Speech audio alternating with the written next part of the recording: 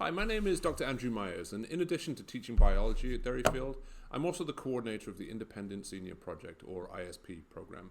The ISP was introduced at Derryfield in 1985 as an antidote to the senior spring, when students have finalized their college plans and for some, the academic drive begins to wane a little.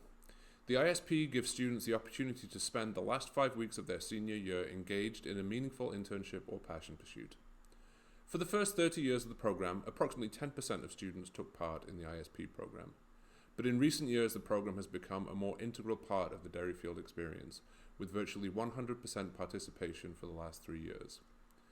The guidelines for students as they develop their ISPs are deliberately loose, as we want students to define their own experience. And as a result, we have a wide range of ISPs, including several which involve international travel. We've had students work with oncologists, surgeons, and lawyers here in New Hampshire. We've had students travel to Wyoming, Utah, Colorado, Connecticut, and New York. We've also had students travel to Japan, China, and Iceland to complete their ISPs. Our goal in developing the ISP with their students is to have them spend the last 5 weeks of their high school career engaged in something that they are passionate about.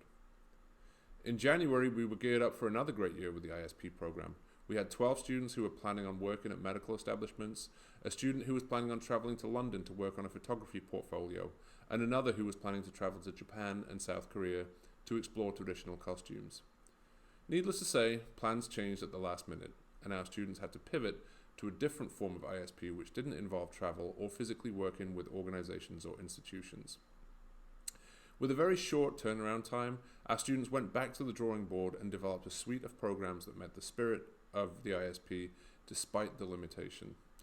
There were more group projects than in previous years as students clearly missed spending time with their peers. We had a group of students with no musical training or experience start a band which culminated in a performance at the last school-wide community meeting. We had a pair of students explore the art of protest signs through the ages and apply the concepts of these signs to current protest movements. We also had a few students who were able to continue with their current plans, including a student who elected to begin working on a musical about the Black Death, and a student who worked with a company based in Norway to develop an educational app to teach Afghan elementary students how to read Pashto. Really, the breadth of projects last year was truly impressive.